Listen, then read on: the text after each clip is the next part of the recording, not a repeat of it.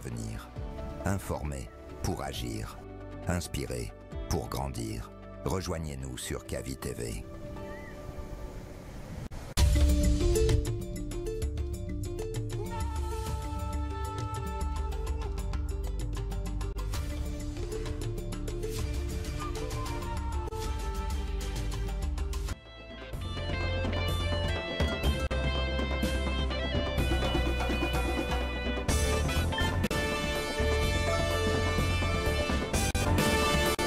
Bonjour à tous, bonjour à toutes. Merci de nous retrouver sur Kavi Média, sur l'unique média de développement en République de Guinée. Merci d'être des nôtres dans cette émission, le scanner de Kavi Média qui vous parvient du lundi au vendredi quand il est 9h, c'est jusqu'à 10h30. Nous vous aidons à comprendre l'actualité majeure. Nos excuses pour ce léger retard. Au menu de ce matin, heures de la clôture du dépôt des candidatures, les prétendants au fauteuil présidentiel se sont décidés ce lundi à la Cour suprême de Conakry. Cet exercice constitutionnel a permis d'enregistrer un peu plus d'une dizaine de candidatures, parmi lesquelles celle du président Mamadi Doumbouya, une annonce qui met fin au suspense après plusieurs semaines d'appel à sa candidature. Plus d'une dizaine de dossiers ont donc été déposés, mais reste à savoir lesquels seront validés par la Cour suprême pour comprendre les implications juridiques de cette étape. Nous recevons ce matin M. Khalil Kamara, il est juriste et consultant de cette émission Le Scanner. Et puis nous aborderons également un sujet important pour l'avenir économique du pays, le méga-projet Simandou. Depuis plusieurs mois, les autorités guinéennes multiplient les communications autour de ce projet considéré comme un levier majeur de développement. Avec l'arrivée des premiers navires, le démarrage de l'exploitation est prévu avant la fin de l'année. Le plus grand gisement de fer jamais exploité peut-il réellement sortir le pays de la pauvreté? Quel impact sur l'économie nationale après la mise en place d'un comité stratégique chargé de piloter le projet et la remise du programme de développement socio-économique durable et responsable Simandou 2040 au président de la République, le général Mamadi Doumbouya? Pour en parler, nous serons en compagnie de notre second invité, M. Mohamed Kamara, économiste et consultant de cette émission Le Scanner. Enfin, dans la dernière partie de cette émission, cap sur le Cameroun et la Tanzanie, deux pays qui viennent de sortir d'élections très contesté. Au Cameroun, Paul Biya, au pouvoir depuis plus de 40 ans, brigue un 8e mandat, tandis qu'en Tanzanie, la situation politique reste tendue après une vague de violence qui a poussé la présidente en exercice à se réfugier dans une zone plus sécurisée. Deux contextes différents, mais des scénarios similaires où la longévité au pouvoir et les blocages institutionnels suscitent des inquiétudes sur l'avenir démocratique de ces nations. Nos débatteurs décryptent pour vous ces actualités. Voilà entre autres sujets à débattre pour cet autre numéro du Scanner. Installez-vous confortablement. Bienvenue sur le média du développement.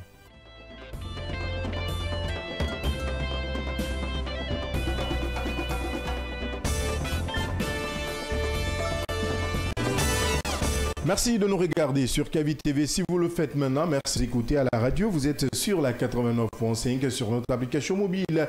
Kavi Média disponible sur Play Store et App Store, sur notre site d'information siaminfo.com. Sur Facebook, vous nous suivez via notre page officielle Kavi TV que je vous recommande vivement. Ici en plateau avec moi, les débatteurs de chaque matin qui vous aident à comprendre l'actualité et les sujets au menu du jour. Mohamed Deba, bonjour. Bonjour Abdallah, bonjour à tous. Bonjour Yaya Diallo. Bonjour Abdallah, bonjour à tous. Bonjour Fatou Kébé. Bonjour Abdallah et bonjour à tous. Ça fait plaisir de te revoir. Toi aussi, bien sûr. Je sais pourquoi je le dis. Notre invité qui est déjà sur ce plateau, M. Khalil Kamara, il est juriste et consultant de cette émission. Bonjour Khalil, bienvenue. Bonjour mon cher Abdallah, bonjour à tous. Merci d'accepter notre invitation. C'est un devoir pour moi. On parle de ce premier sujet à quelques heures de la clôture du dépôt des candidatures. Les aspirants à la présidence se sont succédés. C'était hier lundi à la Cour suprême de Conakry. Un peu plus d'une dizaine de dossiers, je le rappelais tantôt, ont été enregistrés, dont celui du président Mamadi Doumbouya, président de la transition. Une annonce qui met fin donc au suspense après plusieurs semaines d'appel à sa candidature. Mais quelles sont les candidatures déjà enregistrées à la connaissance du grand public? Je commence par vous, Fatou Kébé. Bien sûr, Abdallah, parlons donc de ce dépôt de dossier par rapport à la candidature à la présidentielle. Il faudrait quand même commencer par celui de Mamadi Doumbouya qui n'est qui ces derniers temps on sait que tout indiquait quand même que cela se passe. C'est vrai qu'il y avait des nuances parce qu'on se disait que c'était pas officiel encore, mais des voix se levèrent pour que Mamadi Doumbouya par-ci par-là pour qu'il puisse quand même finalement, c'est ce qu'on a vu hier aux alentours de 16h. Donc le président s'est rendu à la Cour suprême pour donc le dépôt de son dossier pour se présenter donc à la présidentielle. Ce n'est quand même pas ça nous comment je vais dire ça n'étonne pas. Ça n'étonne pas, voilà, merci pour le mot. Ça n'étonne pas. Bon nombre de Guinéens quand même s'attendaient à cela parce que par rapport à la promulgation de la Constitution, donc bon nombre d'observateurs et d'analystes disaient déjà que c'est ce qui lui a ouvert la voie pour se présenter. Donc si déjà dans le texte cela l'ouvre la voie, donc on se dit que c'était fait exprès quoi. Donc c'est quelque chose qui n'étonne pas. Donc à part le dépôt de dossier de Mamadi Doumbouya, on a également celui de l'économiste Ousmane Kaba, Ousmane Kaba du PADES bien sûr, donc qui a déjà été candidat à deux présidentielles en Guinée ici, donc sous Alpha Condé bien sûr. On a aussi l'ancien premier ministre Lansana Kouyaté, qui était en poste, qui a été premier ministre de 2007 à 2008. On a l'indépendant Amadou Thierno Diallo, issu d'un milieu financier international et qui est également ancien ministre sous Alpha Condé. On a Ben Youssouf Keïta, le tout nouveau président des nouvelles forces démocratiques. On a la présidente du Front pour l'Alliance nationale, Dame Makale Camara, qui n'est pas du tout méconnue. Aussi, Dame Makale du FAN. Qui était là en 2020. Bien sûr, elle a été à la présidence. Donc une dame très connue dans la sphère politique, voilà, qui, comme on appelle quand même, qui va au front avec les hommes et qui défend vraiment sa position. Qui n'avait pas retrouvé sa carte de 2020. En 2020, oui, je me rappelle. Merci pour le rappel, Mohamed Leba. Malheureusement. Voilà. Donc on a aussi Faya Milimono, le président du parti d'opposition Bloc libéral, BL. On a Ousmane Fofana, le président du Rassemblement des Guinéens pour l'alternance. Et voilà, Mamadi Doumbouya que j'avais déjà cité. Il y a également Sekouba Diakité et d'autres, Bouna Keïta. Bouna Keïta également. Il y a un autre cas. Abdoulaye Hiro également, l'ancien ministre. Et également, plus c'est difficile aujourd'hui d'avoir une liste complète parce que ce ne sont que des personnes qui se sont prêtées aux questions des médias ou qui sont passées sous les projecteurs qui, entre autres. Mais on a vu également Alpha Condé. Je ne sais pas si c'était un scénario, une mise en scène. On a vu également Alpha Condé 2. Hier tard, il était 23h23. Je ne sais pas si c'était une coïncidence ou c'était fait exprès. Attendant de voir, la présidentielle n'est pas une comédie. J'espère que Alpha Condé est vraiment parti parce que je le voyais en position d'un récépissé et il est là-bas. Il y a d'autres candidats. Mais je te vois très intéressé par ce Alpha Condé. Écoutez, c'est pas parce que je suis intéressé. Aujourd'hui, je veux voir l'allure. On a Khalil qui va venir un peu nous expliquer qui peut peut-être avoir son dossier validé avec cette candidature indépendante. Voilà, sa candidature nous permet indépendante. C'est l'indépendance. Oui. Et la candidature, je veux dire, de Alpha Condé 2 nous amène à nous poser beaucoup de questions, plein de questions. Quelles sont vraiment les conditions? Qui peut vraiment être tenu au niveau de la... Et vous parlez d'Alpha Condé 2, il y a aussi une autre surprise, peut-être qui pourrait être un complément d'information par rapport au cas, même si ce n'est pas tant officiel aujourd'hui, on parle du cas quand même de Toumba Diakité, qui aurait, évidemment, qui aurait payé sa caution depuis sa cellule à la maison centrale de Koronti, où il est maintenant, disons, il est en train de purger sa peine depuis un bon moment, parce qu'il a été quand même condamné, reconnu coupable des faits de crimes contre l'humanité, je crois bien. bien, c'est cela, si je ne me trompe pas. Ouais, Khalil pourrait me rectifier contre l'humanité par rapport aux événements du 28 septembre. Pour le moment, donc comme on a bien fait de faire venir il y a quand même Khalil des cas pour nous aider. surprenants. Évidemment. Il faut qu'on attende voir. En tout cas, la Cour suprême a jusqu'au 13 novembre prochain pour annoncer la liste officielle Donc disons 9 jours. 9 jours pour la Cour suprême. Reste maintenant à savoir quels sont les dossiers qui seront validés par cette Cour suprême avec cette élection présidentielle au grand enjeu. Pour comprendre, nous, les enjeux juridiques de cette étape, Monsieur Khalil Camara, juriste, bonjour, rebonjour Khalil. Bonjour à tous, bonjour mes chers confrères dans ce studio, bonjour. Vous avez suivi le développement, vous avez suivi l'actualité ces derniers jours des candidatures. Hier, c'était la date limite de dépôt des candidatures selon le code électoral. Et puisqu'il faut préciser, peut-être que je parle sous votre contrôle, selon le code électoral et la nouvelle constitution, des dispositions nous montrent qu'hier définissait le dernier jour, donc la date limite de dépôt des candidatures à partir de 0h. Mais nous avons vu avec beaucoup de surprises ou sans surprise pour certains, le président Mamadi Doumbouya qui rejoint cette longue liste. Une dizaine de candidatures sont déposées, mais faut-il encore rappeler que le dépôt de candidature n'octroie pas directement la candidature à ces prétendants au fauteuil présidentiel. Vous l'avez rappelé dans une de vos tribunes récemment. Oui, tout à fait. Conformément à la Constitution, il est dit que les candidatures sont déposées au greffe de la Cour constitutionnelle 55 jours au plus tard avant le jour du scrutin. Et dans les calculs, il se trouve que c'était la date butoir hier pour le dépôt de ces candidatures. Mais il est aussi prévu dans les mêmes dispositions de la Constitution que quand une candidature est déposée, le greffe de la Cour constitutionnelle délivre un récépissé aux aspirants qui a fait le dépôt des candidatures et précise que ces récépissés ne donnent pas la qualité ou la validité de la candidature au candidat. Donc il faut être très clair pour comprendre qu'il y a eu beaucoup de dépôts de candidatures, mais il appartiendra à la Cour constitutionnelle à 45 jours au plus tard du jour du scrutin d'arrêter et de publier la liste des candidats retenus, donc des candidats validés, les personnes dont les candidatures ont été validées. Et il faut dire que déjà le principe c'est que les arrêts de la Cour constitutionnelle sont insusceptibles de recours, ce qui veut dire que quand la Cour arrête, c'est-à-dire prend un arrêté pour prendre une décision, donc on ne peut plus faire recours contre cette décision.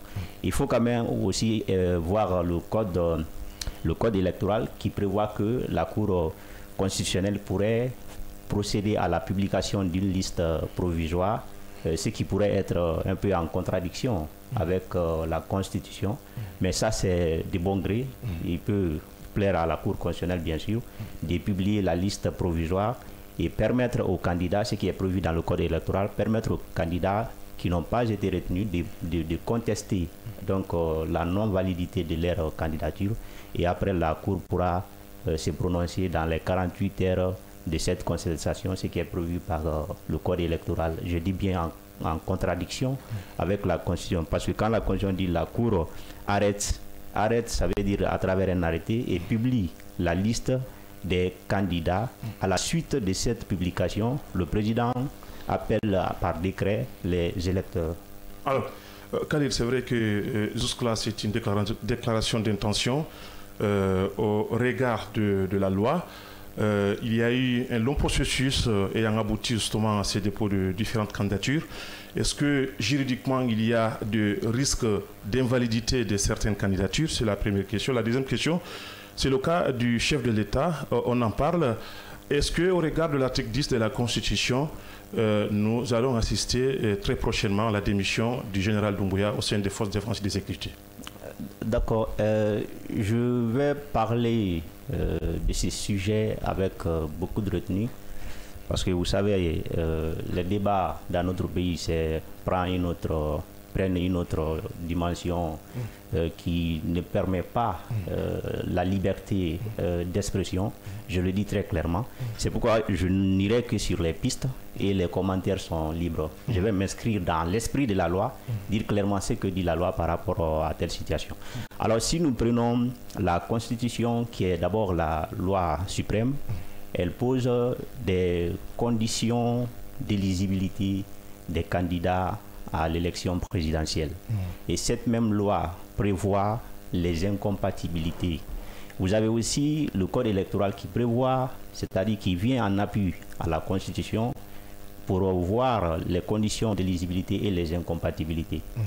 Donc il faut faire la différence d'abord entre les conditions d'éligibilité et les incompatibilités.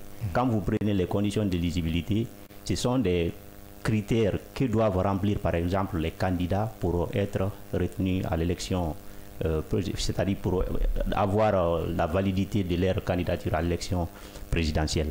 Alors les conditions là peuvent être positives, elles peuvent aussi être négatives. Et dans l'esprit des mêmes lois, les conditions positives, ce sont les situations d'être. Les situations d'être, c'est quand il est exigé d'un candidat d'être dans telle situation.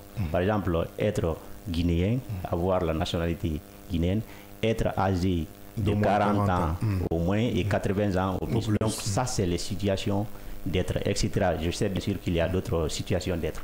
Maintenant, les conditions négatives, ce sont les situations de ne pas être. C'est-à-dire que et la loi, la Constitution et le Code électoral interdisent par exemple la candidature des personnes qui seraient dans certaines situations. Donc, une situation de ne pas être par exemple condamné pour crime ou pour délit.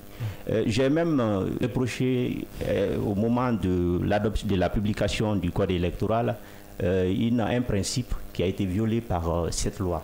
C'est par exemple le principe de légalité et le principe de proportionnalité des peines.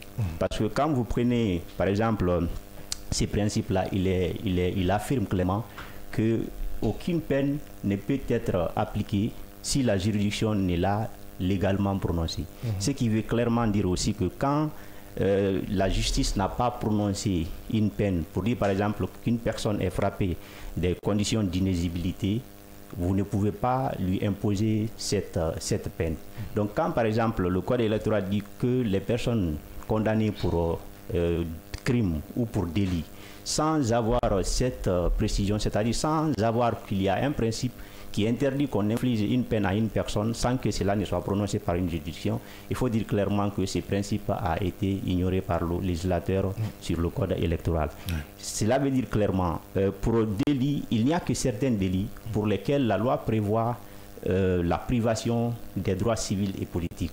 Vous allez prendre par exemple les infractions économiques et financières. Une fois que vous êtes condamné pour ces infractions, dans la plupart des cas, le code pénal prévoit la privation des droits civils et politiques. Ça veut dire que vous êtes privé d'être éligible et d'être électeur. Vous ne pouvez ni voter, vous ne pouvez ni être élu. Mais je dis bien, ce n'est que pour certaines infractions spécialement prévues par la loi. Par ailleurs, il y a d'autres délits pour lesquels une personne ne peut pas être privée de ses droits. C'est le cas par exemple de diffamation, offense au chef de l'État. Il y a beaucoup d'autres délits pour lesquels une personne ne peut pas être privée parce que c'est ce qu'on appelle la proportionnalité. C'est-à-dire qu'il faut que la peine soit à la mesure c'est-à-dire que la peine soit à la mesure de l'infraction. Mais une infraction, parce que justement c'est un délit, et directement vous priver la personne des droits civils et politiques, ça c'est contraire au principe de l'égalité et de la proportionnalité qui est consacré par la Constitution, la Convention, les traités et les accords internationaux. Maintenant, la situation de ne pas être, c'est de ça il s'agit. Quand nous prenons maintenant les incompatibilités, et je voudrais préciser avant d'y passer que ces conditions d'éligibilité ne peuvent être posées que par la Constitution et le Code électoral, c'est-à-dire une autre loi. Par exemple, une loi ordinaire ne peut pas, par exemple, poser les conditions d'éligibilité à l'élection présidentielle. Donc, tout ce qui se trouverait dans la situation d'être peuvent être validés à l'élection présidentielle. Et tous ceux qui seront dans les situations de ne pas être ne peuvent pas aussi avoir la validité de leur candidature à l'élection présidentielle. Maintenant, les incompatibilités. À ce niveau aussi, qu'est-ce qu'une incompatibilité? Une incompatibilité, c'est une situation qui n'est pas compatible, par exemple, à la fonction de président de la République, ou même qui n'est pas admise en tant que telle pour avoir sa candidature validée à l'élection présidentielle. Et à ce niveau, j'ai pu ressortir aussi, selon bien sûr les esprits des différentes lois, les incompatibilités absolues et les incompatibilités relatives. Les incompatibilités absolues, cela veut dire clairement que vous ne pouvez pas du tout être candidat en tant que vous ne démissionnez pas. Ce sont les incompatibilités absolues. Maintenant, ces incompatibilités absolues, il faut quand même le dire clairement, ne se trouvent ni dans la Constitution, ni dans le code électoral. C'est-à-dire que le code électoral et la Constitution ne prévoient pas une situation d'incompatibilité absolue. Il n'y en a pas. Il faut être très clair.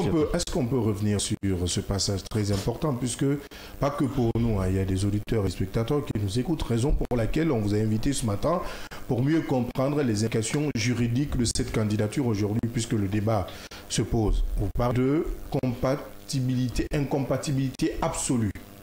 Est-ce que vous pouvez aider? Je disais qu'il y a les incompatibilités absolues et les incompatibilités relatives. Les incompatibilités absolues, c'est l'incompatibilité qui signifie que vous ne pouvez pas du tout être candidat. C'est-à-dire qu'on ne fait pas la même à la fonction des présidents de la République. Parce que quand on prend les incompatibilités relatives, cela ne joue qu'après avoir été élu.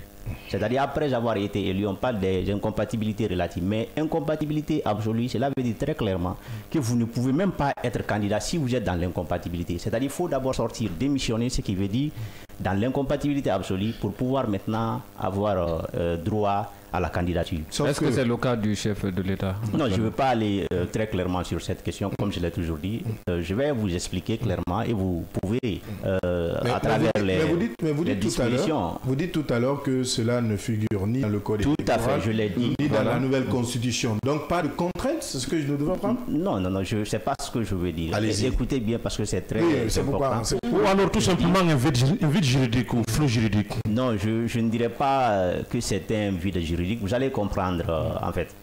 Si nous revenons un peu dans les codes électoraux antérieurs, c'est-à-dire dans les anciens codes électoraux, on pouvait par exemple prévoir très clairement les incompatibilités absolues. Il était clairement prévu, si vous prenez l'ancien code électoral, il était clairement par exemple prévu qu'un militaire ne peut pas être candidat à l'élection présidentielle. Mais dans le code électoral actuel, il faut clairement que cette disposition n'existe pas. Bien. Donc il n'y a pas d'incompatibilité absolue dans le code électoral ni dans la Constitution. Mais il y a des incompatibilités relatives qui ne jouent qu'après avoir été élu président de la République. Maintenant sur les incompatibilités relatives, non, absolues toujours. Sur les incompatibilités absolues, c'est-à-dire que il y a certaines lois qui prévoient les incompatibilités absolues. C'est-à-dire, ce sont les statuts particuliers des agents de l'État ou d'autres personnes. Quand vous prenez par exemple la loi portant statut des magistrats, il est clairement prévu qu'il est interdit aux magistrats les activités politiques. Donc, un magistrat, si vous prenez par exemple un magistrat, il ne peut pas être candidat à l'élection présidentielle parce que la candidature est inhérente à l'activité politique. Déjà, faire un dépôt, c'est exercer une activité politique. Une activité politique, c'est tout acte qui va dans le sens politique, c'est-à-dire qui va dans le sens d'être élu président de la République, d'être élu député, etc., etc. Donc un magistrat ne peut pas aller dans ce sens-là sans violer son statut. Sans violer son statut, il ne peut pas être candidat. Donc pour être candidat et être en harmonie avec le statut, il va falloir que le magistrat démissionne avant de se porter candidat. Donc ce sont des statuts particuliers, je le dis bien, des statuts particuliers, des candidats qui prévoient ou qui interdisent les activités politiques, ce qui amène à une incompatibilité absolue. Je le précise absolue, mais pour notre cas de l'espèce, La Constitution ou le Code électoral ne prévoit pas, je l'ai dit, je le répète, ne prévoit pas d'incompatibilité. Donc ce n'est pas une violation de loi, on peut dire. Non, c'est le Code électoral et la loi. Le statut est une loi. Le statut est une loi. Bien. Le statut particulier est une loi. Quand le statut particulier est interdit. On va aller un oui, Québec. Que le statut soit prescrit ou pas, le statut reste une loi. Le statut est une loi. Bien, oui, Mohamed. Ce que je voulais dire, vous-même, vous l'avez rappelé tout à l'heure, que la Constitution est quand même la loi mère, disons, qui est au-dessus de toutes les autres lois c'est-à-dire qu'un pays peut avoir. À côté de cette Constitution, il y a le Code électoral. Et dans vos explications tout à l'heure, vous nous avez signifié clairement que en fait, aucune disposition de ces deux lois, on peut le dire comme ça, disons la Constitution et le Code électoral ne prévoient en ce qui concerne cette question absolue, notamment par rapport à d'incompatibilité absolue pour un chef de l'État, par exemple, pour le cas d'un militaire, c'est-à-dire qui pourrait ne pas être candidat à la présidentielle. Merci bien pour cette question de précision, parce que j'avais lu l'analyse d'un juriste qui a fait d'ailleurs qui a créé beaucoup de polémiques, qui a dit la même chose. Maintenant, ce qu'il faut comprendre, c'est que la hiérarchie des normes ou la supériorité des normes ne se pose que quand il y a une contradiction ou quand il y a une inconstitutionnalité. Par exemple, on pourrait dire que la Constitution pose un principe et ce principe est violé par une loi. Donc cette loi est incompatible à la Constitution. Et on peut alors dire, la Constitution prévoit que c'est tel, il y a une autre loi qui prévoit telle autre. Donc il y a une contradiction entre la Constitution et à ce niveau-là, c'est la Constitution qui prévaut. Mais la Constitution prévoit bien sûr des principes et donne la possibilité au pouvoir législatif de dicter des règles pour énumérer certaines valeurs, par exemple au sein d'une corporation ou au sein d'une structure ou au sein d'une institution. C'est-à-dire que quand la Constitution prévoit que ces principes est prévu et consacré pour tous les citoyens, et prévoit aussi pour les limites c'est-à-dire les limites y afférentes, il faut prendre une loi organique ou une loi ordinaire pour prévoir comment régir. Je prends juste l'exemple sur le cas des magistrats. Vous allez prendre la Constitution qui prévoit que l'indépendance des magistrats, c'est-à-dire que vous allez lire de sorte que vous allez penser que l'indépendance des magistrats est absolue. Mais lorsque vous prenez le statut qui régit la fonction des magistrats, il y a des magistrats du parquet qui sont soumis à l'autorité hiérarchique du garde des Sceaux, du ministre de la Justice et des Droits de l'Homme. Donc, ce sont des lois qui viennent pour poser des valeurs pour le bon fonctionnement de l'institution ou pour le bon fonctionnement de la corporation concernée. Il en est de même pour le cas des fonctionnaires. Il y a des lois, il y a des principes fondamentaux, des droits et libertés fondamentaux qui sont consacrés. La liberté, par exemple, de jouir des droits civils et politiques, c'est un droit fondamental pour tout citoyen.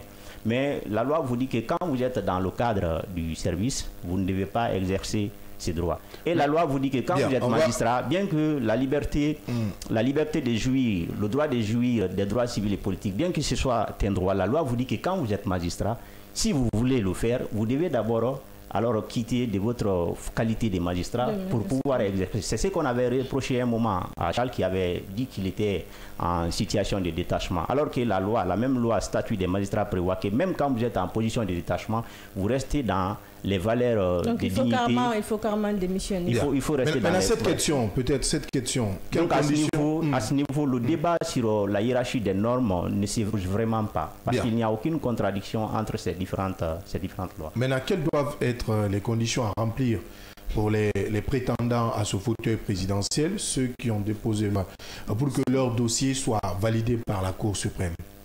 Bon, déjà, les conditions sont posées aux articles 45 de la Constitution et 134 et suivants du Code électoral. Donc, ça va dans le sens des conditions d'éligibilité que j'ai déjà expliqué. Et j'étais en train de venir sur les incompatibilités relatives que je n'ai pas, qui est aussi très importante, que je me dois d'expliquer. Maintenant, les incompatibilités relatives, ce sont des incompatibilités, comme je l'avais dit au départ, qui ne jouent qu'après la fonction de président de la République. C'était après l'élection. Après l'élection.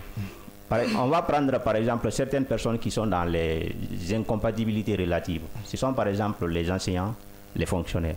La loi, le statut général des agents de l'État prévoit que les agents de l'État peuvent exercer des droits civils, jouir des droits civils et politiques, mais pas dans le cadre du service. C'est-à-dire que quand un agent public est dans le cadre du service, il vous est interdit d'exercer des activités politiques. Mais si vous n'êtes pas dans le cadre du service, vous pouvez exercer des activités politiques.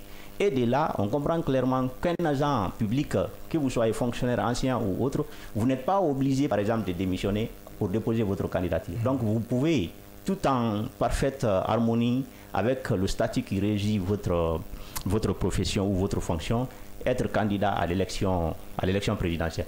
Maintenant, c'est que quand vous êtes élu en tant qu'agent de l'État ou bien en tant que fonctionnaire, vous ne pouvez pas exercer la fonction de président de la République parce que c'est à ce niveau interviennent la Constitution et le Code électoral qui prévoit aussi que la charge des présidents de la République est incompatible avec toute autre fonction, publique ou privée, élective ou non. Ce qui veut dire, une fois que vous êtes président de la République, de facto, vous cessez toute autre activité, toute autre fonction, vous ne restez que le président de la République. Oui, ma dernière question, peut-être avant de je crois que c'est bon parce que je voulais quand même savoir réellement la conséquence à tirer si toutefois on arrive quand même à être élu et tant qu'on était quand même, disons, en conflit avec cette question d'incompatibilité relative. Mais je crois que la question a été déjà répondue. Oui, la question là, c'est important aussi que je revienne là-dessus.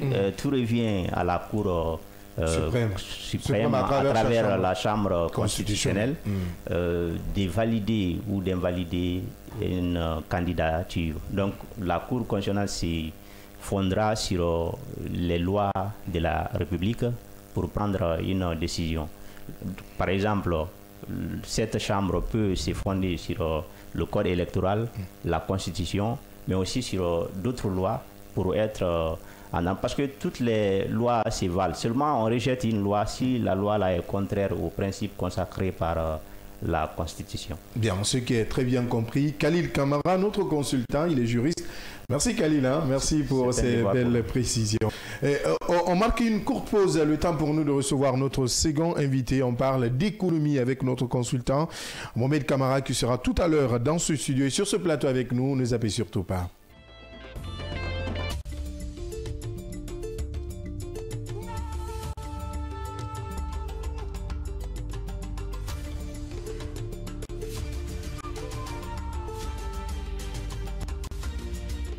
Kavi TV, la télé du développement.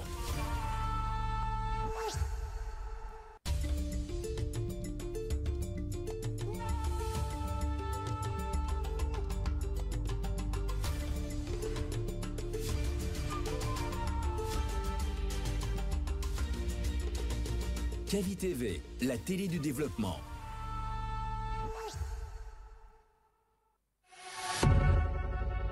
Vous pouvez désormais suivre l'ensemble de nos programmes via notre application disponible sur Play Store et App Store. L'information est le meilleur carburant pour faire fonctionner les machines pour un développement durable. La photographie de l'alité, c'est aussi sur siaminfo.com, notre plateforme dynamique. Chers téléspectateurs, bonsoir à tous et bienvenue dans votre émission. Monsieur Bangora, bonsoir. Monsieur Tono, bonsoir et bienvenue. Bonsoir.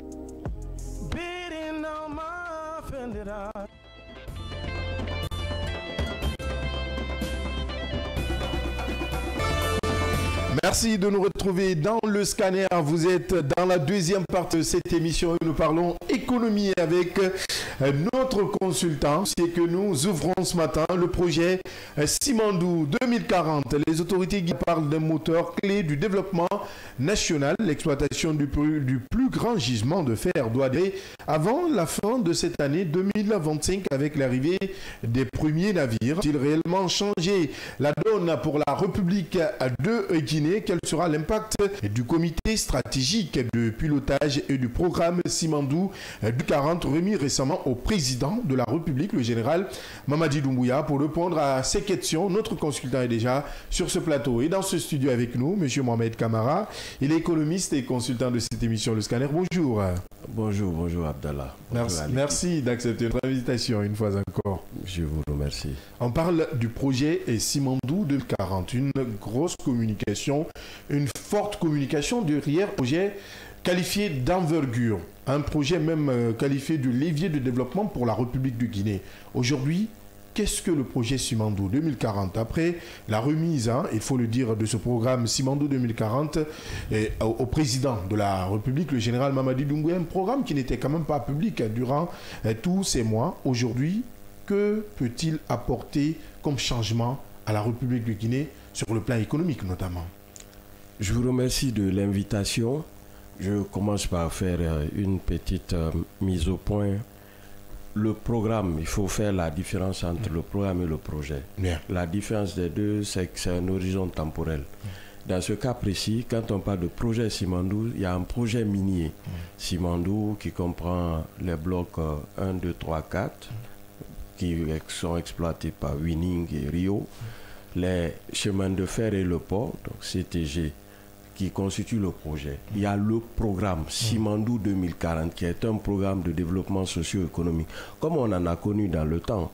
Souvenez-vous, en 2010, on a eu le plan quinquennal 2011-2015. On a eu le PNDS 1 2015-2020. On avait esquissé un peu le PNDS 2. Et quand, à l'arrivée du président Doumbouya au pouvoir, on a eu le PRI, programme de référence intérimaire, qui va arriver à son terme au 31 décembre 2025. Maintenant, il y a le programme Simandou 2040, qui est une vision de développement sur 15 ans. Donc c'est une première dans l'histoire de la planification de la Guinée qu'on va sur un horizon temporel aussi élevé. Ça fait 15 ans.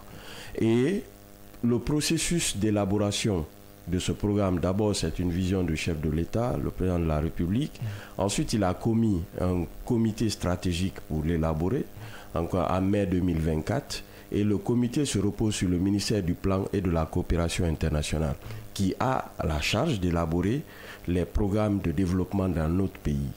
Donc le plan, comme cheville ouvrière, a eu les cabinets KPMG, Southbridge, Rothschild, pour les KPMG spécifiquement pour le programme Simandou 2040.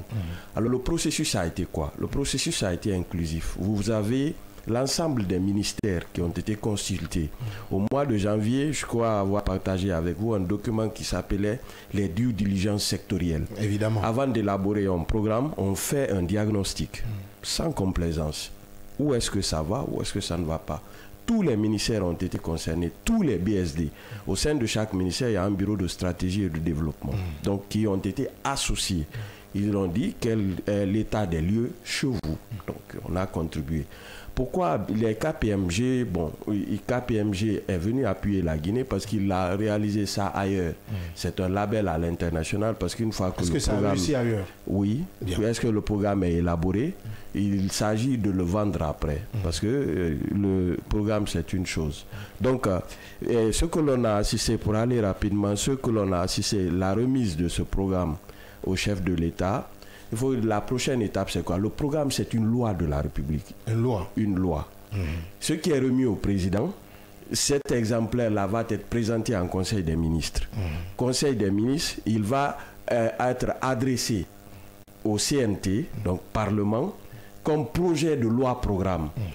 Et le Premier ministre vont passer défendre cela. Parce que dans le programme, il y a la mobilisation des ressources. Le ministre des Finances va être en charge de rechercher les moyens qui sont chargés, et on parle de 200 milliards de dollars sur les 15 ans. Mais après, il y a une partie, 30% que l'État guinéen doit financer. Ce sera par nos impôts. Voilà. Donc, il faut que le ministre des Finances explique un peu qu'est-ce qu'il va mettre en charge fiscale, qu'est-ce qu'il va emprunter ailleurs et comment compte-t-il financer cela, ainsi de suite. Et les députés vont lui donner l'onction. Rappelez-vous, pour le PRI, le Premier ministre Bernard Goumou est passé défendre. Bon, ce sera pareil pour le programme Simandou. Donc, on l'aura dans l'espace public. Donc, et pour ce que j'ai partagé avec vous, nous avons dressé un portrait robot du programme. Voilà à quoi cela va ressembler. Et pour un tout peu donner l'idée aux gens, le processus, l'ensemble des composantes, les 5 piliers, les programmes phares, et ensuite, et comment cela peut nous aider à avancer. Justement, on venait de rappeler sur le projet minier qui est constitué de 4 axes. Premièrement, d'abord, c'est les mines, les infrastructures portières, ferroviaires et ensuite l'acierie. Donc, c'est dans ce cadre-là que ce comité stratégique aussi a été mis en place. Au-delà de ce que vous venez de rappeler ici, c'est de veiller sur le respect mutuel d'un certain nombre d'engagements qui ont été pris entre l'État et ces partenaires-là.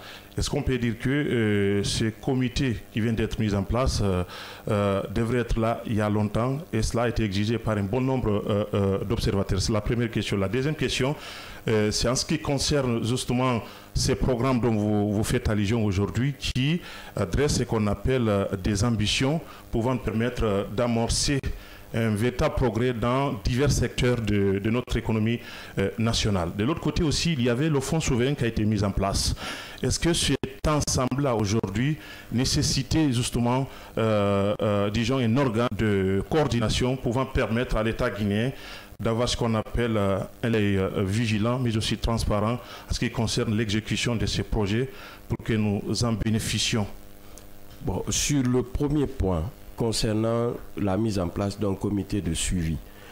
Pour un programme de telle envergure, si c'est réalisé ailleurs, il y a quand même, on est dans un changement. Dans la conduite du changement, il faut un pilote à bord qui sache, le président de la République, qui va aviser le président de la République. Ailleurs, on peut confier cela pleinement au gouvernement qui va l'élaborer, mais le programme comporte aussi des réformes. Donc, notamment des réformes administratives. On va avoir une évolution institutionnelle, donc le gouvernement reformé. C'est pourquoi la création d'un comité de suivi est important. Ça va être à l'image de la NDRC en Chine. C'est un comité technique qui est là, des experts qui vont veiller. Dans ce que nous avons planifié à horizon temporel raisonnable, d'ici 2030, qu'est-ce qu'on prévoit de faire? Est-ce que cela est fait correctement? Est-ce qu'on a mobilisé ce dont on avait besoin comme ressources? Et quels ont été les bailleurs en question? Deuxièmement, on s'est dit, par exemple, il faut faire des routes, il faut faire de l'aménagement hydro-agricole. Est-ce que le département concerné l'a fait correctement? Qu'est-ce qui l'a bloqué? C'est ça un peu le rôle. Et rendre compte au chef de l'État pour des mesures correctives. Maintenant, pour la seconde question, s'agissant de la mise en œuvre du projet, le projet, c'est un catalyseur. Au côté du programme, il y a ce qui peut impulser le programme. Le projet minier Simandou va nous donner des ressources. Les impôts et taxes que les sociétés là vont payer et leurs redevances vont alimenter notre budget national. Dans l'argent en surplus qui vient maintenant là, comment utiliser cet argent dans le financement du programme? Ce sera un des rôles d'arbitrage que le comité va jouer. Maintenant, une partie de cet argent, puisque c'est beau, quand il y a trop d'argent en économie, on parle de surchauffe, il y a des risques d'inflation. Donc on crée un fonds, c'est comme une petite épargne. Vous avez eu votre salaire, il y a ceux qui rentrent dans la dépense, il y a ceux que vous mettez de côté. Au cas où, voilà. Maintenant, ce au cas où là, pour un fonds souverain, on parle de stabilisation. Par moment, le prix du fer peut monter. Ou bien ça descend. Quand ça monte, on gagne beaucoup d'argent. Ça descend, on perd de l'argent. Donc le fonds souverain va stabiliser un peu cela. C'est son premier rôle. Deuxième rôle, il va être là pour les générations futures. Parce qu'on exploite le mine aujourd'hui, c'est pas remplaçable. Le fer qui est parti ne reviendra plus. Ça s'épuise. Voilà, ça s'épuise. Donc il faut penser aux générations futures. Voyez-vous? Donc qui va constituer un second volet. Et puis après, on peut utiliser ce fonds aussi pour financer des projets d'infrastructure. Vous avez vu les programmes comme les routes à péage. On va vers un fonds, on emprunte de l'argent. Il faut un collatéral, c'est-à-dire une garantie du côté de l'État. Si ce fonds va avoir aussi pour rôle de présenter cette garantie pour pouvoir bénéficier des emprunts. Donc le processus pour le fonds est en cours, c'est Southbridge qui mène. Voilà, c'est quand l'argent va commencer à venir. Après, on va meubler ça, on va dire peut-être $1 milliard qui seront dans ce fonds et qui vont faire ce que je dis là. Et pour la troisième question, c'était 2 questions. C'était 2 questions. Avec le fonds, oui, mon maître. Voilà, qui parle d'exploitation minière parle quand même d'effets sur l'environnement. Est-ce que dans ce plan aujourd'hui, par rapport notamment au projet Simandou, il y a une garantie quand même, surtout en termes de compensation, parce que nous voyons souvent avec les différentes sociétés aujourd'hui qui opèrent déjà dans des zones, notamment à Bokeh et autres, et qui se passent carrément de ces normes environnementales. Et les 2 sociétés ont un certificat de conformité, hein. C'est-à-dire que Rio et Winning ont mené des études de faisabilité. Ces études de faisabilité, ils ont eu des plans de gestion environnementale et sociale. Ces plans ont été validés. Ils ont eu des certificats de conformité. Et si vous visitez leur site, ils font beaucoup de RSE. Et s'ils ne sont pas conformes, l'AGE en Guinée en mesure de leur retirer cela, ce qui peut compromettre la mise en œuvre du programme. Mais retenez que Rio, par exemple, a une culture à l'international qui vise beaucoup au respect de l'environnement. Donc les parcs que nous avons là-bas, les bassins que nous avons pour, disons, les bassins écologiques, tout cela a été pris en compte dans les études de faisabilité. Dans sa mise en œuvre maintenant, le ministère de l'Environnement ici, le ministère des Mines et même des ONG comme Action Mines, puis ITIE, ce sont des gens qui veillent au respect des engagements des 2 côtés. On a quand même eu un maillage entre une culture occidentale avec Rio, une culture chinoise avec Winning, et les 2 quand même dans le respect des lois guinéennes. Et c'est en cela le ministère des Mines et l'ensemble du gouvernement ont quand même donné l'indication à suivre pour ça. Pour les risques environnementaux, ils sont mitigués. Dans cette affaire de Simandou, parlons un peu de la part qui revient à l'État guinéen. Récemment, ces derniers jours, il n'y a même pas une semaine, on parle de 15%. Aujourd'hui, beaucoup de citoyens n'arrivent pas à comprendre réellement. Est-ce que vous pouvez revenir un peu dessus? Oui, bien sûr. En fait, 15%, dans le code minier de 2011, amendé en 2015, il a été institué une mesure. C'est la part de l'État dans les mines, une part non dilutive de 15% dans les mines. Donc quand tu as une mine, normalement quand l'État donne une concession, la ressource qui est sur place appartient à l'entreprise. Mais le code minier, dans cette version, a dit la mine, tu as 15%. Ce n'était pas le cas dans les infrastructures. Donc dans les projets intégrés, quand tu as une mine et que tu dois construire une infrastructure, ce n'était pas pris en compte. Le gouvernement a négocié et a obtenu 15% dans l'infrastructure. L'infrastructure comprenait là les rails et le port, les 2 quais des 2 entreprises. Maintenant, parce que rappelez-vous du fonctionnement de l'ANAIM. L'ANAIM, ce que les rails, chemin de fer de Bokeh et le port de Kamsar appartiennent à l'État guinéen. Ils ont été financés par un emprunt que le président Sékou Touré avait pris à la Banque mondiale. Quand on a fini de rembourser, les infrastructures sont pour nous. Chaque année, la CBG paye les loyers de cela. Maintenant, pour CTG là, c'est les bailleurs qui ont donné de l'argent. Ils ont construit les rails, ils ont construit le port. Mais l'État guinéen s'est dit, c'est pas parce qu'on n'a pas fait une participation en apportant notre part d'argent dans sa construction que nous ne bénéficierons pas de la... Donc on a 15%, on a eu la direction générale adjointe et le PCA, président du conseil d'administration. On va non dilutif et non contributif. On va aller en pub, Monsieur Camara, on va aller en pub, le temps de nos obligations commerciales. Et derrière, on va poursuivre le débat. Ne zappez surtout pas, on parle du projet et du programme Simandou 2040.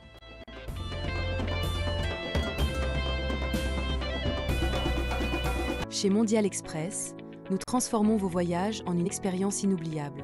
Faites confiance à notre expertise pour des services de qualité supérieure. Grâce à notre service d'assistance visa, simplifiez toutes vos démarches administratives à travers nos experts. Avec notre service billetterie, réservez vos billets pour toutes les destinations du monde avec facilité. Profitez de notre flotte de véhicules modernes et fiables pour tous vos déplacements à travers notre service de location de véhicules. Grâce à notre service d'évacuation sanitaire, comptez sur notre service réactif et professionnel pour vos besoins médicaux à l'international. Assurez-vous d'un environnement impeccable avec nos services de nettoyage de qualité. Transportez vos marchandises en toute sérénité grâce à l'expertise de notre service de transit. Développez vos compétences d'agent de voyage avec nos formations spécialisées suivies de stages pratiques au sein de nos équipes. Contactez-nous dès aujourd'hui au +224 613 00 39 69 ou au +224 613 00 39 70. Nous sommes situés à Mankpa, 4e avenue, immeuble Dabo, commune de Kaloum. Visitez notre site internet au www.mondialexpress.net. Mondial Express, chaque voyage est une histoire. Chers téléspectateurs, bonsoir à tous et bienvenue dans votre émission. Monsieur Bangora, monsieur Tono, bonsoir et bienvenue. Bonsoir. Sur le plan national comme sur le plan international, quel sentiment t'anime? Tu ne m'as même pas laissé essayer une fois au moins.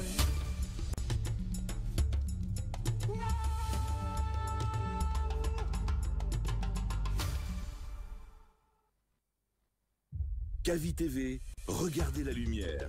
Kavi TV, la télé du développement. Tu t'appelles sur la carte d'identité nationale Marie-Louise Ouamounou. Oui. Ton nom d'artiste aussi c'est Marie-Louise. C'est Marie-Louise Ouamounou. Pourquoi tu n'as pas changé? C'est ce nom mon papa m'a donné, donc je n'ai pas voulu changer. Et donc tu ne partages pas l'idée avec les artistes qui changent Non, chacun a son vie.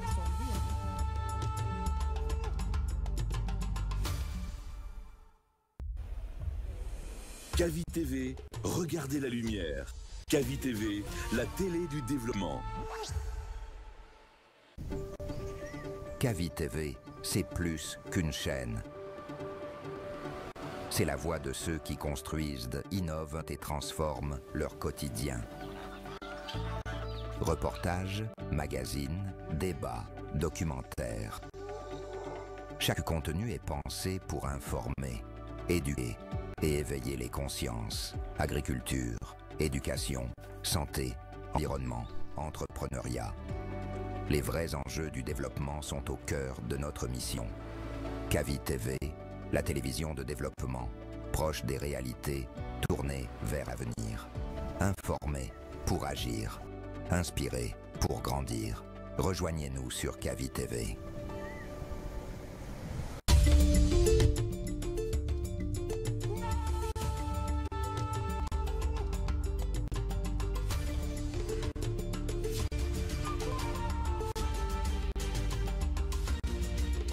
Kavi TV, la télé du développement.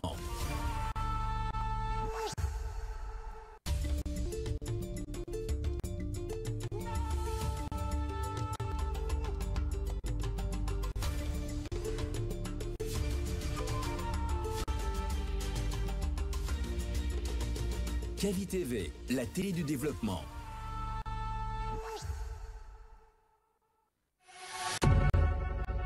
Vous pouvez désormais suivre l'ensemble de nos programmes via notre application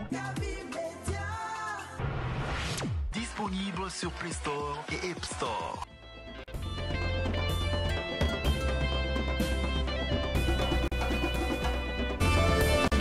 Merci de nous retrouver sur Kavi Média. Vous êtes dans votre émission Le Scanner. Scanner qui vous parvient du lundi au vendredi quand il est 9h jusqu'à 10h30. Merci à nos différents partenaires qui communiquent déjà chez nous à Mondial Express et autres partenaires ici sur Kavi Média. Merci de nous suivre sur l'ensemble de nos plateformes. On parle du projet, du programme Simandou 240 avec notre invité de parcours, M. Mohamed Kamara. Il est conscient de cette émission et économiste. Oui, Mohamed Lebas, on revient sur votre question, votre dernière question, pardon. Oui, c'était par rapport à la part qui revient à l'État, les 15%. Les 15%. Alors, je précise, les 15%, c'est dans l'infrastructure. Parce que ce n'était pas dans notre code minier. C'est suite à une négociation que l'État a obtenu cela. Ce que le code minier dit, c'est 15% dans la mine. La mine, voilà, c'est l'espace qui est concédé à la société. Maintenant, cette société a construit les rails. Sur ces rails-là, la CBG aujourd'hui, par exemple, a mutualisé. Les mêmes chemins de fer sont utilisés par Cobad, par GAC. Maintenant, ça va être Nimba. Nimba qui sera lancé aujourd'hui. Voilà, merci. Donc, sur les rails du corridor sud, là, il y a les deux sociétés, Winning et Rio. Il va y avoir d'autres projets qui étaient petits dans la région de la savane et du fer, parce qu'il y a du fer à Kalia, à Farana, il y a du fer à Euronimba. Parce qu'il n'y a pas que les monts Simandou, il y a du fer à Zoota, il y a du fer à Nimba. Ceci, c'était des projets qui ne pouvaient pas mettre les rails. Le projet n'aurait pas été rentable. Maintenant, comme les autres ont mis les rails, eux, ils vont payer les loyers, exploiter les rails pour évacuer leurs minerais. Maintenant, les revenus qui vont être retenus dans les loyers, l'utilisation là, on fait la maintenance des infrastructures. Après, les partenaires qui ont construit, ils ont une part, 43,5, 43,5 pour les deux, 42,5, 42,5 et 15% pour l'État guinéen. Oui, c'est ça les 15%.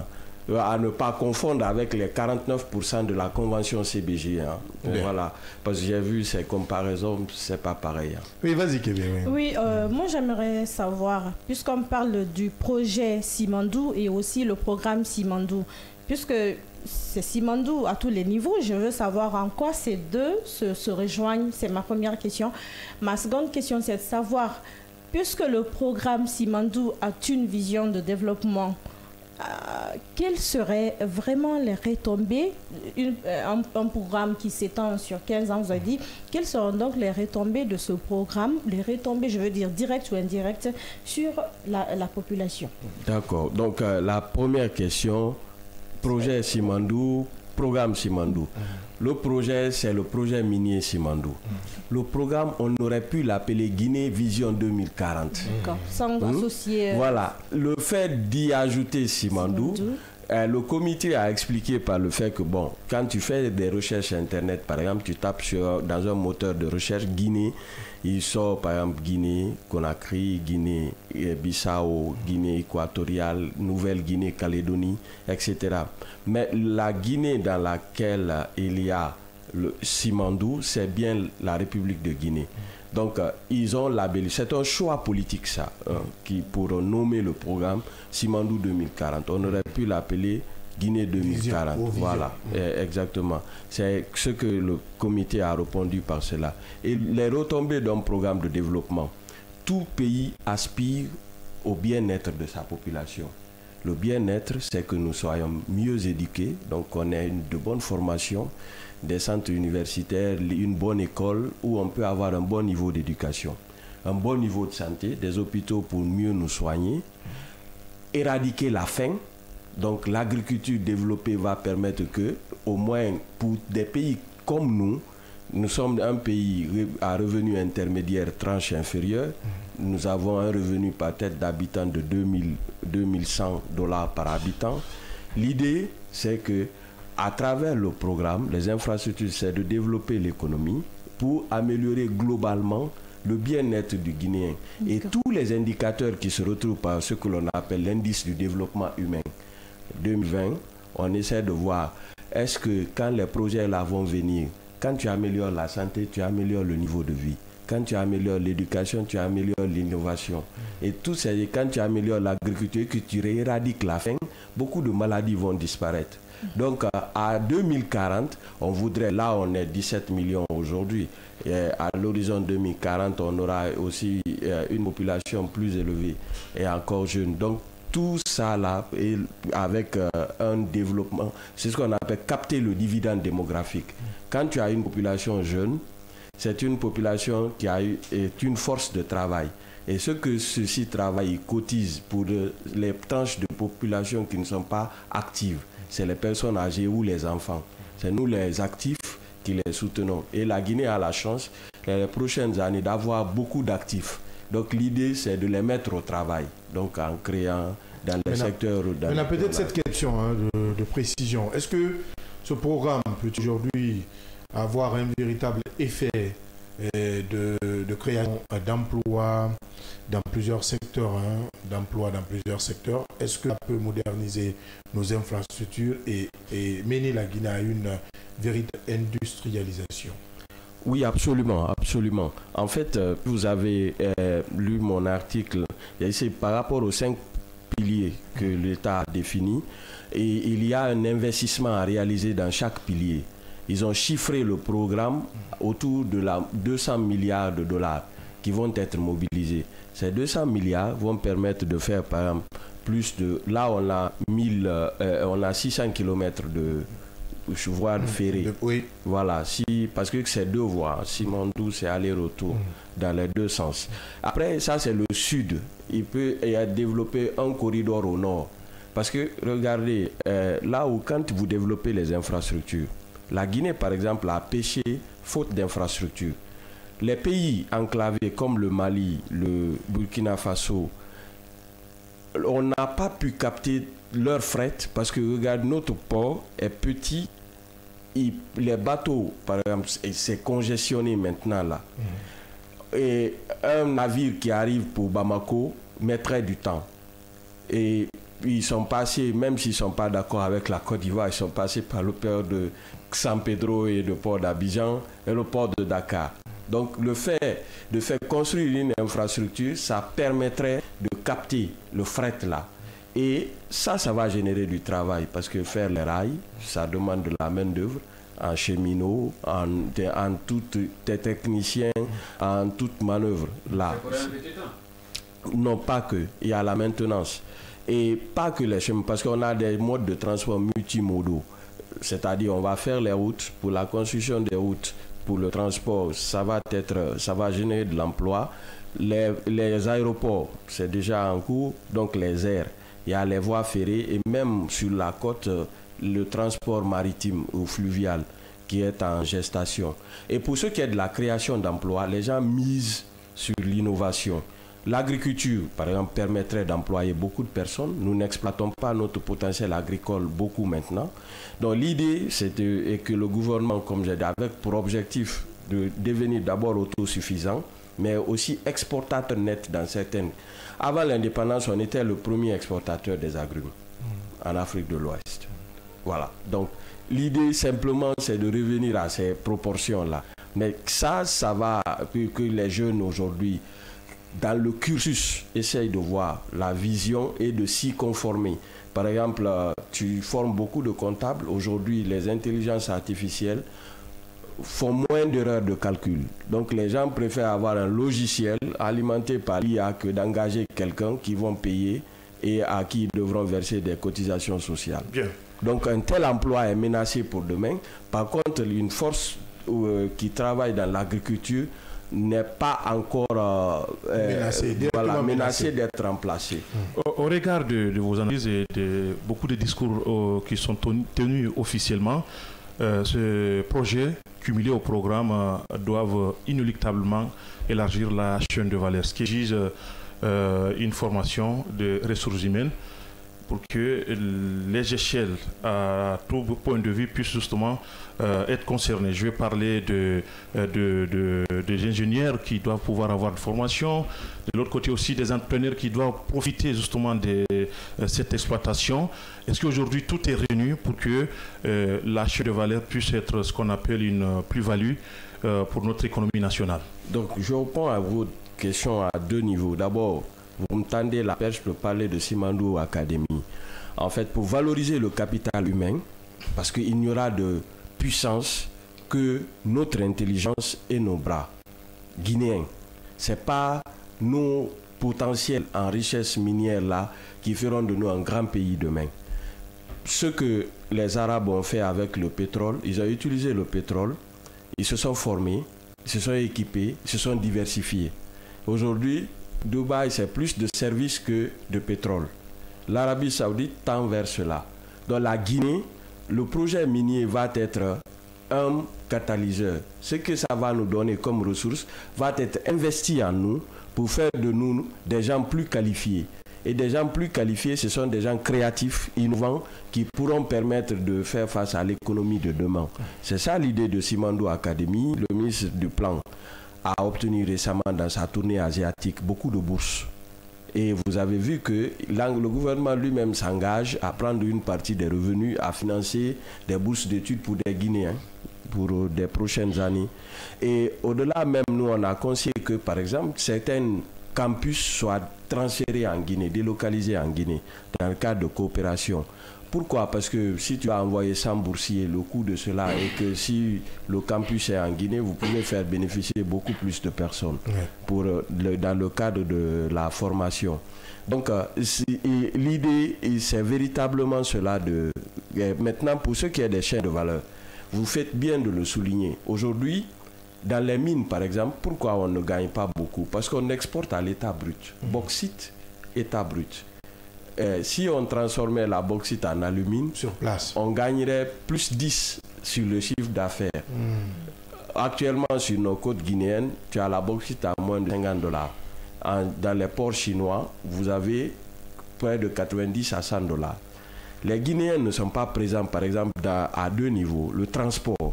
Vous avez vu que le prix de la bauxite est une chose, mais le transport de cette bauxite vaut autant que le prix de la bauxite. Et nous, on n'est pas dans le transport. Ça, c'était la chaîne. Deuxième chose, la transformation. On ne transforme pas sur place pour capter la valeur ajoutée. Donc, ça nous fait aussi un manque à gagner. Et la dernière chose, c'est le trading. La commercialisation. La Guinée n'est pas présente dans la vente. Voilà. Si on avait un comptoir, comme on a des comptoirs d'or, un comptoir guinéen de bauxite, voilà. Les parts de l'État guinéen dans la bauxite, et on a un droit de préemption selon le code minier, article 137, 138 du code minier. L'État a la possibilité de vendre 50% de ses minéraux. Bien. De transporter 50%. Mais on n'a pas développé des capacités pour pouvoir honorer cela. Est-ce qu'il n'y a pas de contraintes exogènes liées à ça? Mais absolument. La bauxite est une industrie très verticale. Ceux qui ont les raffineries d'aluminium, c'est eux qui possèdent les raffineries d'aluminium.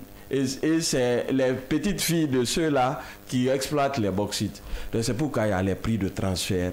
Et ils ne voudront jamais que la Guinée développe ses capacités. Parce que ça ferait, c'est un jeu un peu à somme nulle.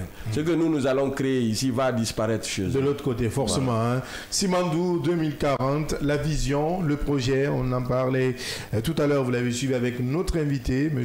Mohamed Kamara, il est économiste et consultant de cette émission. On ne va pas vous laisser partir, mais nous, on va prendre la direction du continent. Et cette fois, nous allons aller au Cameroun et au niveau de la Tanzanie, deux pays secoués par des élections contestées. On commence d'abord par le Cameroun. Paul Biya, au pouvoir depuis plus de 40 ans, brigue un 8e mandat à Diallo. Oui, le plus vieux chef d'État du monde, il faut le rappeler.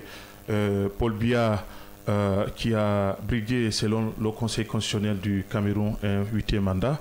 Un 8e mandat, il faut le rappeler, contesté par les partis d'opposition. Alors, partis d'opposition, il faut rappeler que celui qui se présente aujourd'hui comme étant son challenger, il s'agit d'Issa Bakary Chiroma, qui, il faut le rappeler, a servi Paul Biya depuis plus de 20 ans. Donc, ministre, plus de 10 ans, ministre porte-parole du gouvernement, ministre de l'Agriculture, ministre de l'Emploi des Jeunes et tout ce qui s'ensuit. Donc, ce n'est qu'en 2024-2025 que ce dernier a dû prendre ses distances.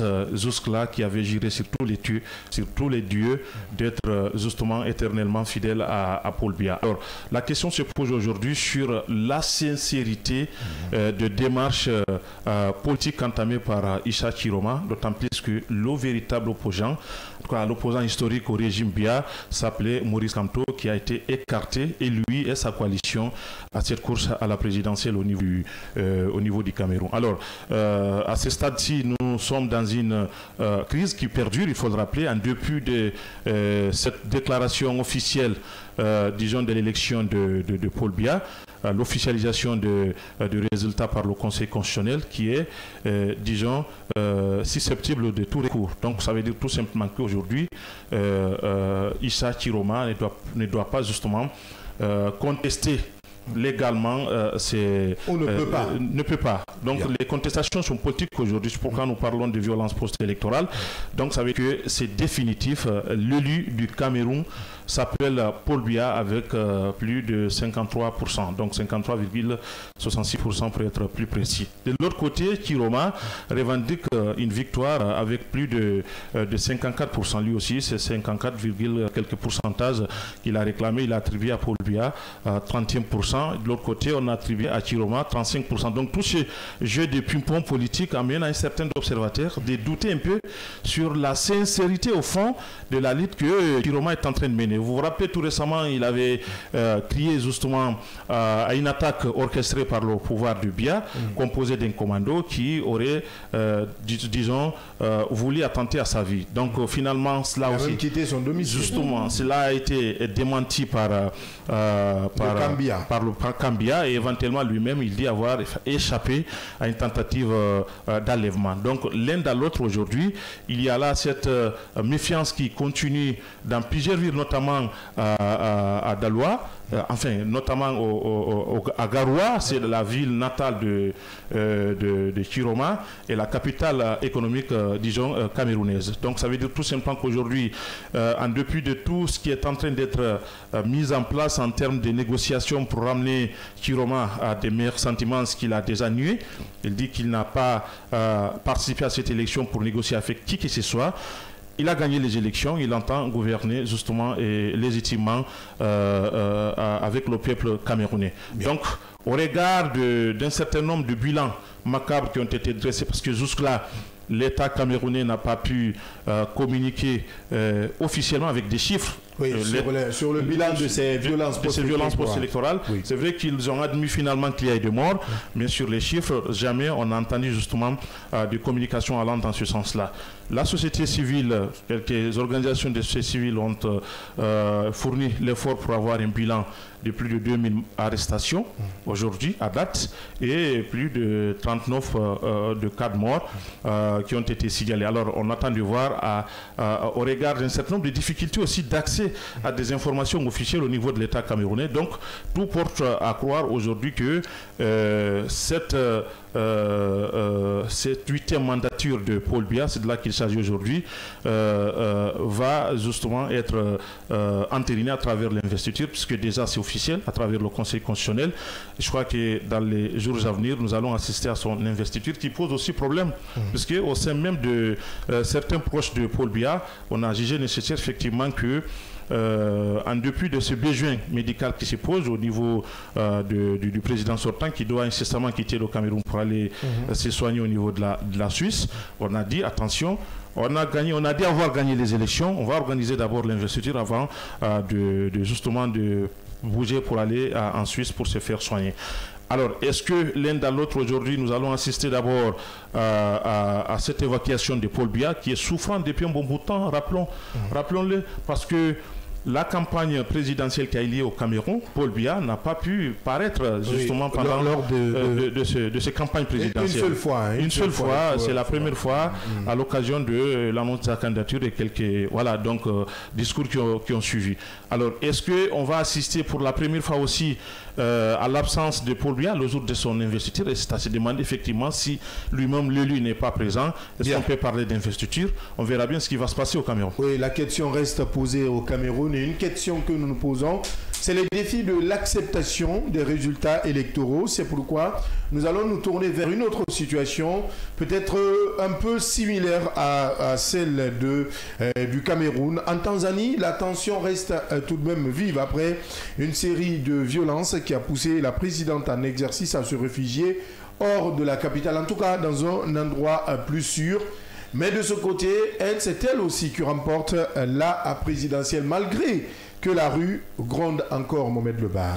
Si du côté du Cameroun, on met encore du temps, en Tanzanie, on n'a pas assez de temps à perdre, donc on passe automatiquement à l'investiture. Et Abdallah, c'était effectivement hier, Dame Samia Suluhu Hassan a été investie, disons, enfin, si on peut le dire comme ça, parce que d'aucuns parlent d'intronisation, avec toutes les violences, malgré toutes les violences, elle a tenu promesse, c'est-à-dire d'être investie présidente de la Tanzanie, ce qui fut fait hier. Il faut le dire que la cérémonie n'était pas ouverte au grand public. Ça a été, disons, une restriction imposée. Il n'y avait que quelques militaires présents. Investiture sobre également, il faut le dire, c'est le mot. Donc il n'y avait que quelques militaires, quelques corps habillés qui défilaient. Le plan de l'investiture, c'était quand même, disons, d'élever cette tribune pour faire comprendre qu'il y avait assez de monde à cette investiture, parce que dans les cas précédents, ces investitures se passaient quand même au niveau du stade, ce qui n'était pas le cas. Disons même, l'ouverture de cette investiture hier s'est faite, disons, en souffrance, vers 12 heures même, selon nos informations de ce côté-là, avec des restrictions que nous connaissons aujourd'hui. Le cas tanzanien interpelle parce que le pays demeure aujourd'hui sous cloche, il faut le dire. Il n'y a pas d'internet depuis un moment donné, ça c'était depuis mercredi, ça fera une semaine demain, il n'y a plus d'internet. La chasse, disons, aux opposants reste encore tendue, parce qu'il y a aujourd'hui certains opposants, notamment, qui ont été exclus de cette présidentielle. D'autres aujourd'hui sont quand même, disons, dans les mailles de la justice, accusés, disons, de haute trahison, et il faut le dire que ce sont quand même des peines qui, enfin, des poursuites passibles aujourd'hui de la peine capitale. Notamment, on parle du président du parti Chadema, qui a été exclu notamment de l'élection, qui avait également appelé, disons, au boycott du scrutin. Son chef Tundu Lissu a été arrêté en avril dernier et aujourd'hui est jugé pour trahison, haute trahison, il faut le dire, donc une accusation qui est passible de la peine capitale, et vous connaissez la peine capitale, et pas besoin de l'expliquer. Donc ça veut tout simplement dire aujourd'hui que le chaos est en train quand même de se promener dans les rues, et notamment de Doma, et de l'autre côté, même si on nous fait comprendre qu'il y a quand même de la calmie du côté de Dar es Salaam, mais Dar es Salaam, la capitale économique, de l'autre côté, au niveau de la capitale Dodoma, les violences notamment continuent. Abdallah, jusqu'à vendredi, samedi, on nous parlait, disons, des cas de mort qui s'élèveraient à 800 selon l'opposition. Selon l'opposition, il faut le préciser. De l'autre côté, le pouvoir, comme, disons, une question évidente, en Afrique, reste encore droit dans ses bottes, et qui dit qu'il n'y a pas, ce chiffre n'est pas vrai. Et on nous parle de 15 morts, disons. De l'autre côté, il y a l'Amnesty d'abord, qui avait notamment condamné ces violences, disons même pré-électorales, des violences électorales. Aujourd'hui, nous sommes avec des violences post-électorales. Il y a des informations aussi qui filtrent, disons, que la dame Samia serait à un lieu sûr, et des informations qui ne sont pas tout le temps, disons, confirmé par le pouvoir, qui dit avoir tout maîtrisé, ou qui jure aujourd'hui avoir tout maîtrisé. Mais ce qui reste clair, aujourd'hui, la Tanzanie reste sous cloche. Et cette situation interpelle plus d'un, parce qu'à travers même les images aujourd'hui qui sont en train de tourner en boucle sur les réseaux sociaux, l'humanité est en train quand même de frôler, c'est-à-dire le pire du côté de la Tanzanie, à travers toute cette barbarie de la police aujourd'hui, parce que quand même cette répression meurtrière est quand même mise au compte de la police, même si celle-ci quand même rejette la responsabilité. Voilà, il faut se dire aujourd'hui que cette mandature, disons, qui commence pour Dame Samia, va être vraiment marquée par un tournant avec toutes les violences que nous avons connues ces derniers temps. Il faut le rappeler qu'elle est venue en 2021 à la tête de ce pays-là, après la mort, disons, de son successeur John Magufuli, disons, qui avait quand même aussi imposé des restrictions au pays. Elle, dans un premier temps, avait été acclamée parce qu'elle avait été celle qui a osé lever ces verrous de restriction, mais aujourd'hui elle est quand même ce qu'on peut dire, disons, la mauvaise mèche dans la soupe. Eh bien, l'espoir qui se transforme en désespoir du côté de la Tanzanie, hein, on l'a compris, et la Côte d'Ivoire, il faut le rappeler, qui attend aussi le verdict du Conseil constitutionnel. Ce sera à 13h ce mardi même pour la confirmation des résultats provisoires publiés par la CEI. C'est une information de dernière minute. En tout cas, merci Mohamed Leba pour ce décryptage. Merci Abdallah, merci à nos invités, merci à tous. Merci Yaya Diallo. Merci Abdallah, merci à tous. Merci à Fatoumata Kébé, la Queen. Merci Abdallah, merci à nos auditeurs et téléspectateurs. Merci à notre invité, notre consultant, notre économiste, M. Simandou de cette émission. Merci d'être passé, M. Camara. Merci. Je rappelle que vous êtes M. Mohamed Camara, économiste et consultant de cette émission, Le Scanner. Merci aux équipes techniques, à la régie. Merci à vous, auditeurs et téléspectateurs.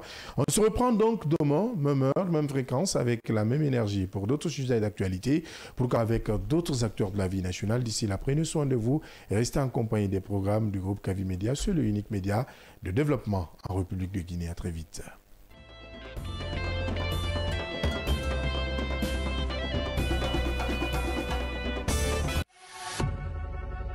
Vous pouvez désormais suivre l'ensemble de nos programmes via notre application disponible sur Play Store et App Store. L'information est le meilleur carburant pour faire fonctionner les machines pour un développement durable. La photographie de l'actualité, c'est aussi sur siaminfo.com, notre plateforme dynamique. Chers téléspectateurs, bonsoir à tous et bienvenue dans votre émission. Monsieur Bangora, bonsoir. Monsieur Tono, bonsoir et bienvenue. Bonsoir. Sur le plan national comme sur le plan